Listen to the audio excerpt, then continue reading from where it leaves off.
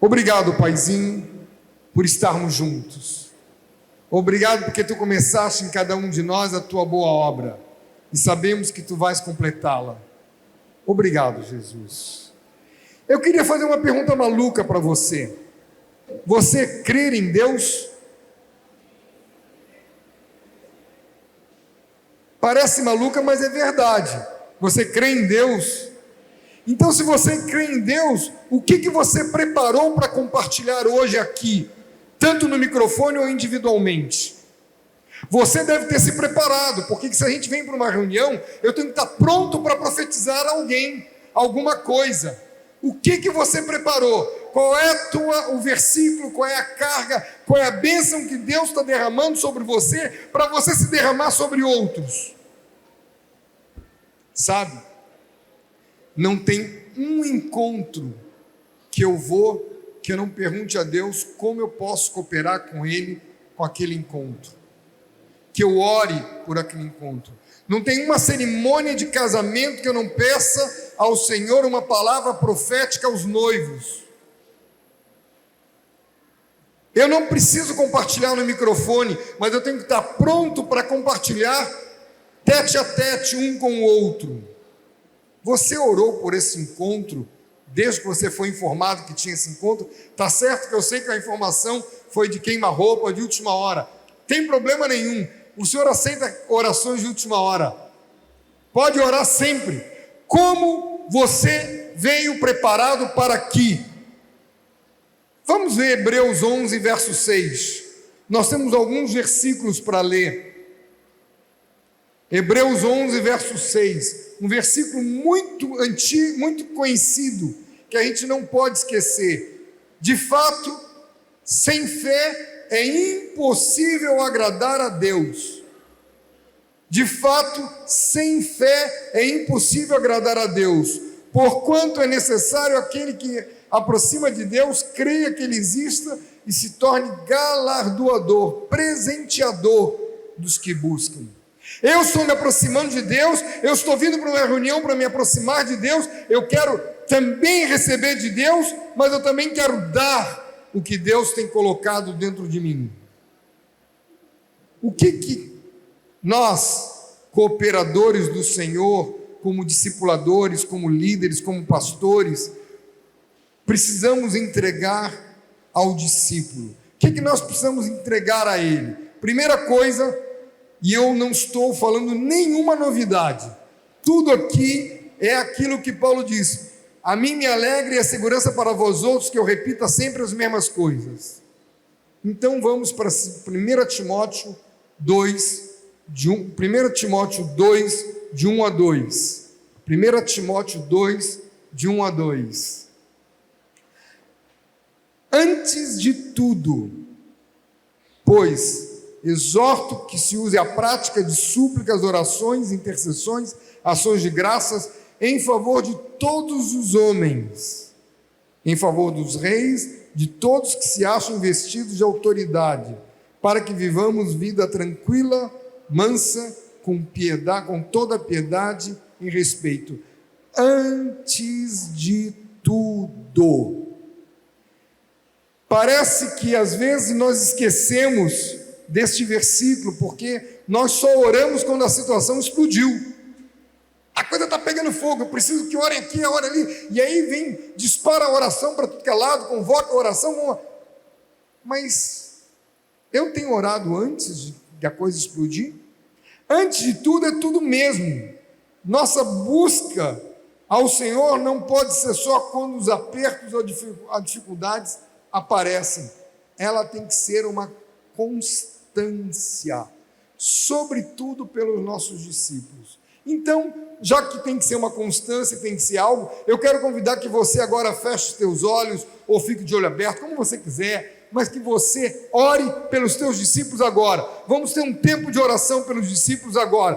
Teus discípulos, nós já oramos pela reunião, já pedimos a graça de Deus, então vamos agora colocar os discípulos. Aquele que você esqueceu hoje de orar, aproveite e coloque na prateleira e ore.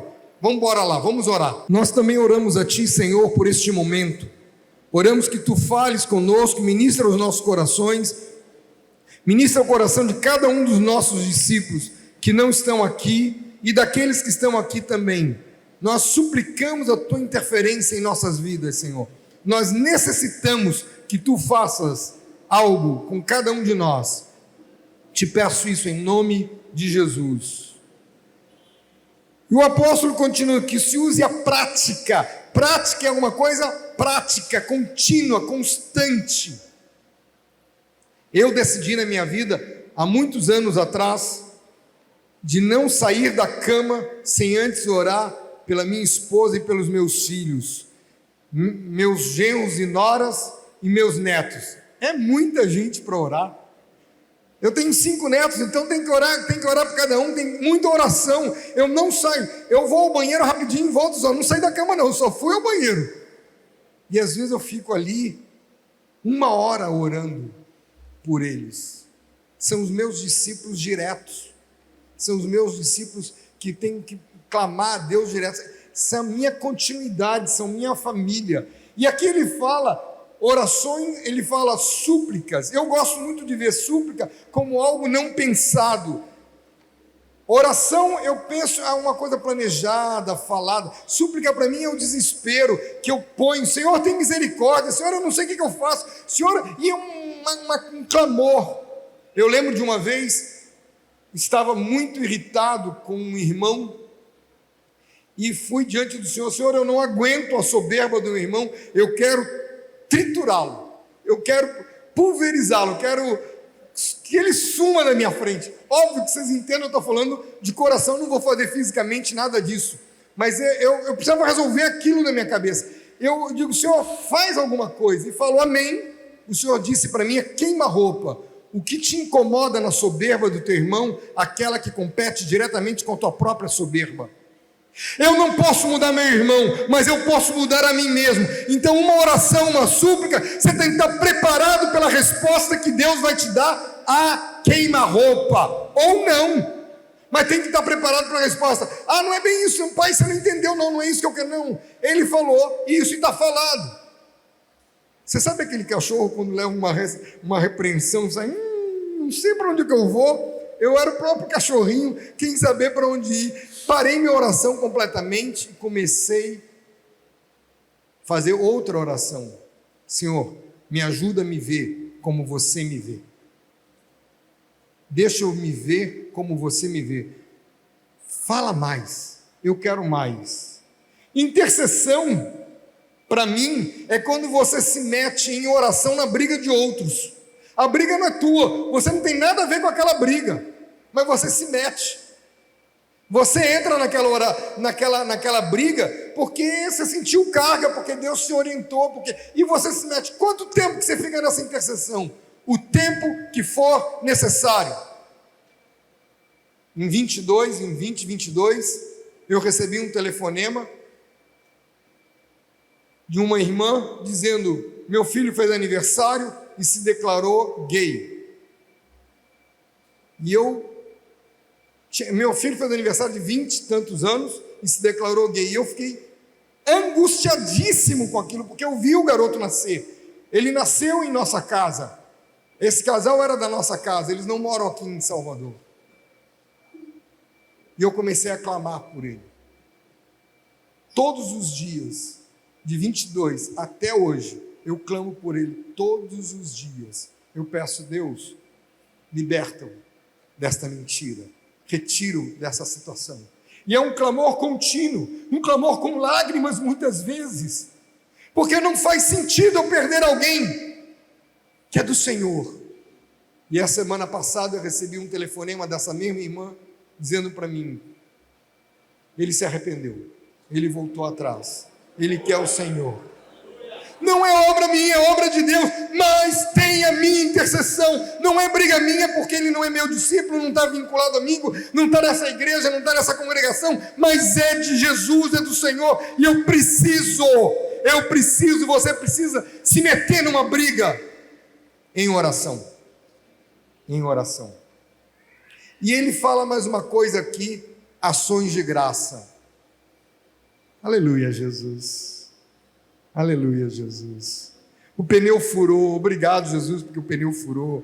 O discípulo teimou comigo, obrigado, Jesus, porque ele está teimando comigo. Mas o Senhor me perdoe, não quero ficar...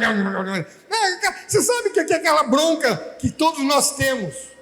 Gratidão permanente por tudo. Obrigado pela doença, obrigado pela alegria, obrigado pela fartura, obrigado porque não tenho nada. Obrigado, Senhor, porque Tu és o meu Pai, Tu és o meu Deus, eu posso confiar em Ti. Você é assim? Você faz exatamente isso? Você tem clamado desesperadamente pelos teus discípulos, antes de tudo? Eu tenho muitos discípulos. Que bom, você vai gastar mais tempo orando. Eu tenho poucos discípulos. Excelente, você pode gastar muito tempo orando por aquele discípulo. Sempre tem uma alegria. Repito, precisamos entregar os discípulos nas mãos do Pai e orar muito, sempre em primeiro lugar. Talvez você seja a única pessoa que ora por ele. Mas ele tem pai que é convertido. Mas ele tem esposa que é convertido. Você sabe se eles estão orando? A responsabilidade é tua. Agora, muito cuidado, porque quando você não ora, você pode ser arvorado a presunção de que eu sou capaz de cuidar dele. Esse eu sou capaz é uma presunção apavorante. A oração pode nos livrar da dependência emocional. Aliás, eu gosto muito de ver que não é só exatamente uma dependência, é uma codependência. Imagina que teu discípulo é uma garrafa que precisa de ser cheio de água, cheio de graça, e você é a tampa. Um necessita do outro. Eu não posso viver sem alguém que necessite de mim. Ei. Como assim? Eu preciso levar o meu discípulo a buscar a Deus todo o tempo. E eu preciso buscar a Deus todo o tempo. Eu me lembro de um discípulo que chegou para mim e perguntou umas coisas. Eu perguntei: o que você orou a Deus? Eu não orei ainda, então vai embora para casa. Quando você orar, você volta e a gente conversa. Mas eu preciso que me responda agora, porque eu quero tomar essa decisão logo. Problema teu, você não orou, não sou eu que vou fazer por você. E não dei resposta. Ele ficou muito bravo comigo. Depois ele foi para casa e Deus disse para ele: por que você está bravo com ele, que se Deus sou eu, não é ele? Por que você tem que perguntar a ele e não pergunta a mim? Eu preciso orar e levar o meu discípulo a orar. Eu preciso orar e levar meu discípulo a continuamente orar. Eu tenho feito uma pergunta a todos os jovens que eu posso: como Deus te orientou você a fazer isso ou aquilo? Exemplo: como Deus te orientou a fazer faculdade de medicina? Sem nenhum problema com os estudantes de medicina, mas com todo problema com aqueles que não tomam uma decisão em oração. E eu tenho ouvido muitas respostas: é porque medicina dá muito dinheiro. Pobre coitado. Medicina dá muito dinheiro para quem trabalha muito. Muito. Aí a coisa começa a apertar. Como você comprou uma casa? Como você comprou um carro? Como foi que Deus te orientou a fazer isso ou aquilo outro? Perguntei para um irmão: como Deus te orientou você a fazer essa tatuagem? Ele disse: Deus não me orientou não, eu fiz porque eu quis. Sim, você é rebelde. Sim. Você faz o que você quer. Como eu vou fazer alguma coisa sem consultar a Deus? Eu preciso fazer isso para mim e eu preciso levar os meus discípulos a fazerem a mesma coisa. Dá trabalho? Dá. mas é muito bom. Queria acrescentar um texto aqui, 2 Crônicas 7,14, um texto que vocês nunca leram uma só vez, um texto que vocês leram muitíssimas vezes. 2 Crônicas 7,14, se o meu povo, que se chama pelo meu nome, e somos nós um povo que chamamos pelo nome de Deus, e ele começa, se humilhar, orar e me buscar, e se converter dos seus maus caminhos, então ouvirei dos céus, perdoarei seus pecados e sararei a sua terra. Pré-requisito para a oração, se humilhar. Eu preciso me humilhar para chegar, orar e clamar a Deus. É um pré-requisito. Se o meu povo, que se chama pelo meu nome, se humilhar, orar e me buscar. Bem-aventurados os humildes de espírito, porque deles é o reino dos céus. Nós conhecemos o texto Mateus 5:3. Mas eu queria acrescentar um outro texto, que a gente conhece pouco, mas é muito forte, muito interessante. Abacuque 2:4. Eis o soberbo, sua alma não é reta nele, mas o justo viverá pela sua fé. Eis o soberbo, eu me garanto, pode deixar que eu me garanto, eu sei que eu estou falando, eu consultei meu coração e estou em paz. Tudo palavra de soberba. Como eu me garanto? Quando um discípulo chega para mim e fala assim, eu me garanto, e assim, o que você acha? Eu não preciso achar mais nada, eu não tenho opinião para dar porque você se garante, o problema é teu. Chegou um irmão dizendo para mim, eu estou me mudando para cá, falou tudo. Você não vai falar nada? Eu disse, não, você não me perguntou nada, você só me disse, eu estou me mudando. Vai, você vai me abençoar, Deus abençoe. Mas assim, você não está querendo a bênção. Você simplesmente está me comunicando. Você não quer saber de nada, você está fazendo a tua vontade. Eu não sou parte desta coisa. Como é que eu devo fazer então? Que tal você orar a Deus e perguntar a Deus, posso me mudar ou não posso me mudar? Mas agora eu já dei minha palavra. Então, ficou 3 meses na localidade e foi embora da localidade, porque não era aquilo que Deus queria para ele. Mas foi todo atrapalhado. Eu abençoo, que Deus te abençoe, que tenha uma boa viagem, que a viagem de avião, de carro, de ônibus, o que for, seja tranquila. Mas você não vai abençoar lá na cidade? Você disse que não precisa, você já foi decidido. Eis o soberbo, sua alma não é reta nele. Sabe, queridos, nenhum de nós consegue ver direito a sua soberba. Nós precisamos dos nossos irmãos, nós precisamos dos nossos companheiros, nós precisamos da igreja para sentir nosso mau hálito de soberba. Porque o mau hálito só o outro percebe, e a soberba só o outro percebe. Mas aqui só foi uma pincelada. Orar é falar com Deus. Eu queria que vocês ouvissem esta música aqui, porque ela fala muito.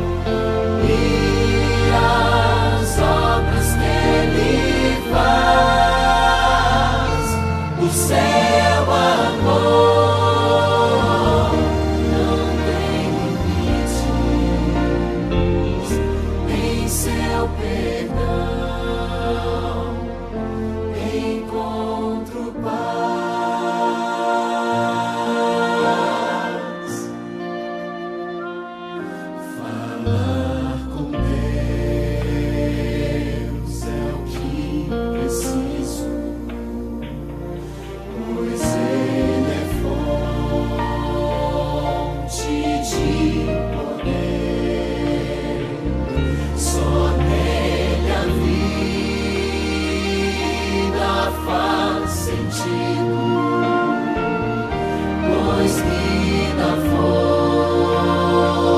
forças pra viver.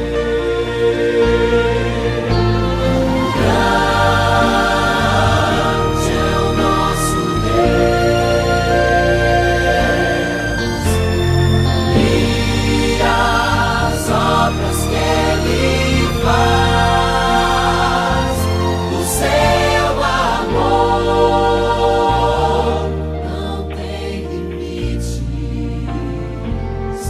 em seu perdão encontro paz. Grande é o nosso Deus e as obras que Ele faz. O seu amor não tem limites, em seu perdão encontro paz.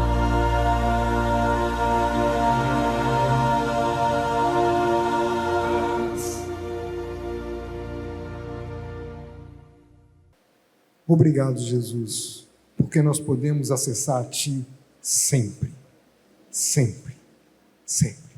Obrigado porque nós temos livre acesso ao trono do Pai. Obrigado, Senhor. Jeremias 29, 13.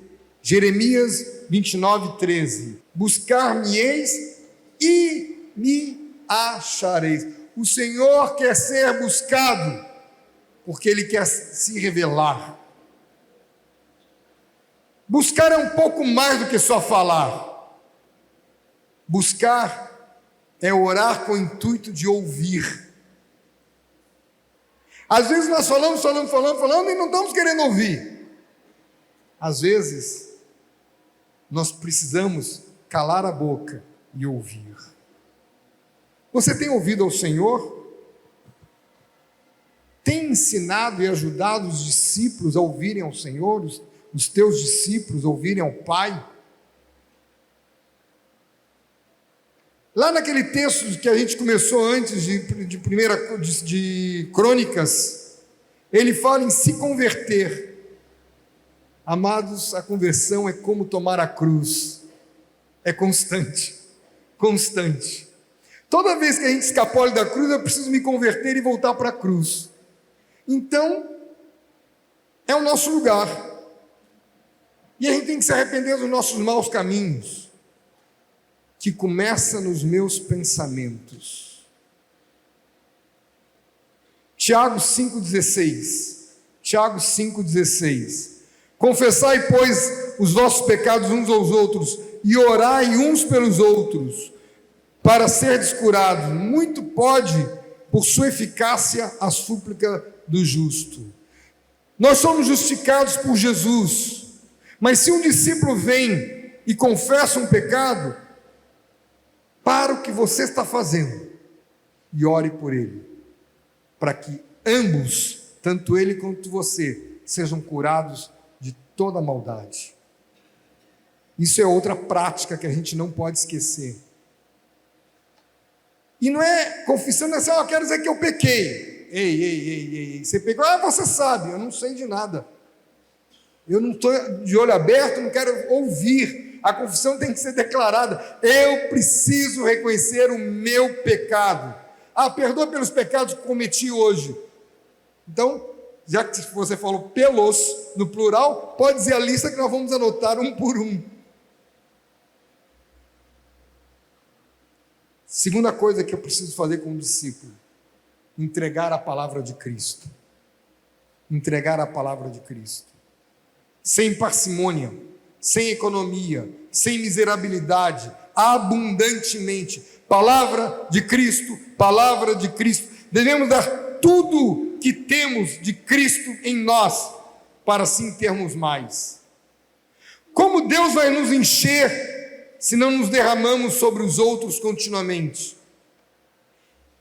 Eu gosto muito de imaginar que quando eu passo por uma crise física de doença, ou uma crise emocional, uma crise qualquer, quando eu passo numa confusão, eu imagino que Deus me colocou no moedor, está me moendo para refazer maior, para caber mais palavra de Cristo, para caber mais de Cristo.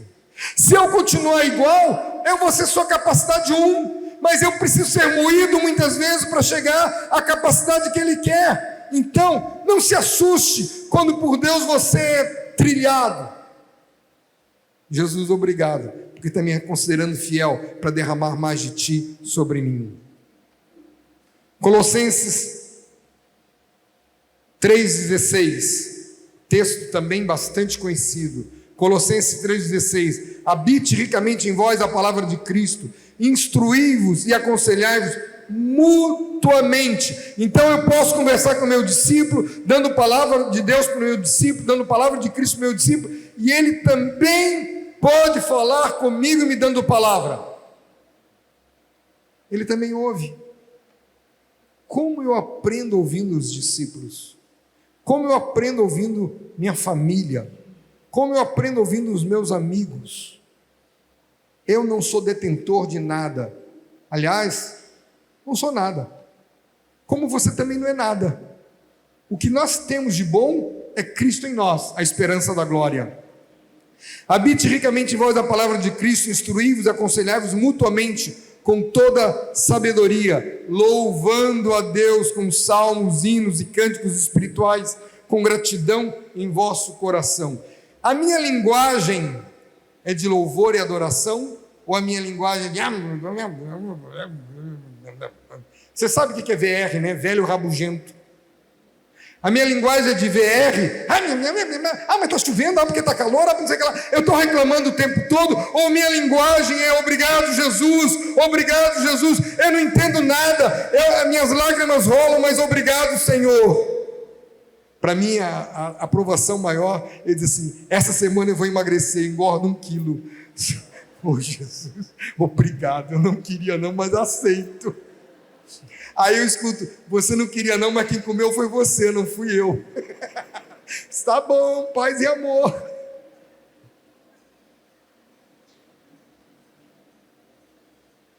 Como o discípulo vai se apaixonar por nosso Pai, se não lhe mostro continuamente tudo o que Ele fez por nós, que Ele faz por nós, e o que Ele faz apesar de nós?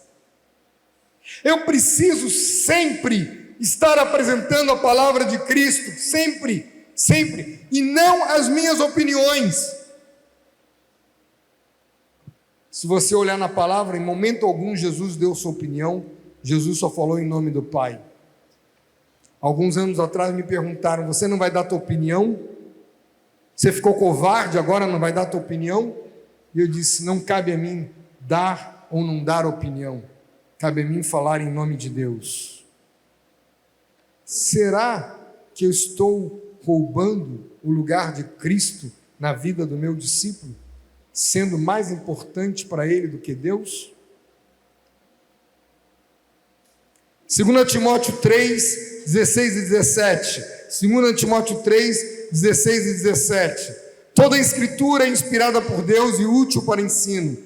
Toda a Escritura é inspirada por Deus e útil para ensino, para repreensão, para correção, para educação na justiça, a fim de que todo homem de Deus seja perfeito e perfeitamente habilitado para toda boa obra. Você tem que ser perfeito e teu discípulo tem que ser perfeito, tem que ser aperfeiçoado. Você tem dado a palavra de Cristo? Você tem dado a palavra de Cristo, ou você tem dado, com licença aos profissionais da área de saúde mental, ou você tem dado psicologia somente? Eu tenho dado o que Deus fala: tome a cruz, siga-me. Ou eu tenho que dizer: você tem que sobreviver. Não, suporte, não é suporte não. Vá para a cruz, permaneça na cruz. E esses dias recebi um telefonema. O irmão me dizia: minha mulher pediu divórcio. O que eu faço? Ele diz: permanece na cruz.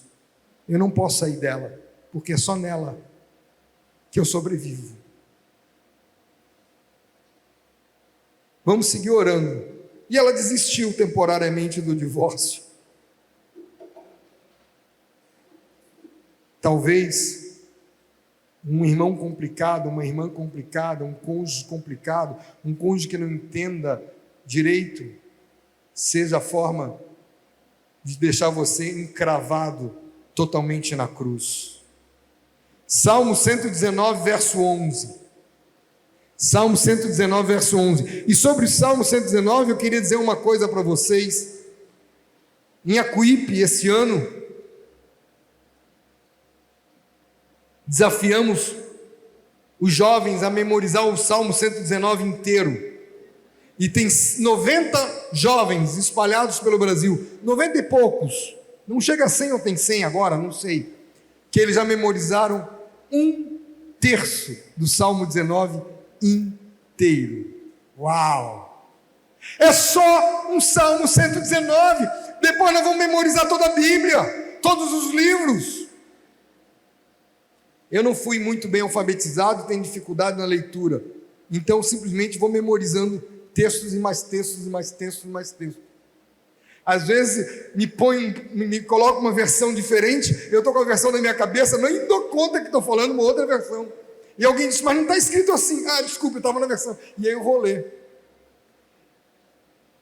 Simples. Colossenses. Assim, Salmo 119, 11. Guardo no coração as tuas palavras, para não pecar contra ti. Eu preciso saturar o discípulo da palavra de Cristo, eu preciso colocá-lo em Cristo, eu preciso me encher de Cristo, falar de Cristo, para que não caiamos em pecado, para que não vacilemos. Colossenses 4:6. Colossenses 4:6. Seja a vossa palavra sempre agradável, temperada com sal, para saberdes como deveis responder a cada um. Seja a vossa palavra sempre agradável. A palavra pode ser dura, mas se a palavra de Cristo, ela se torna completamente agradável. Porque não é Sérgio que está falando, é Deus que está falando. Mas se é Sérgio, está pensando o quê? Está no mesmo, né? E daqui a pouco começa aquela conversa interna. Vocês sabem o que eu estou falando?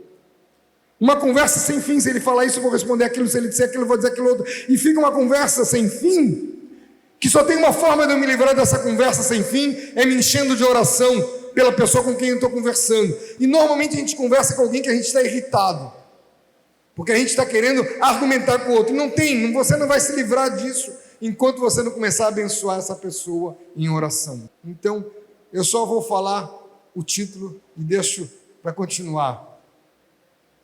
Terceira entrega que eu tenho que fazer. Primeira entrega, entregar o discípulo em oração a Deus. Segunda entrega, entregar a palavra de Cristo. Terceira entrega, me entregar inteiramente para o outro.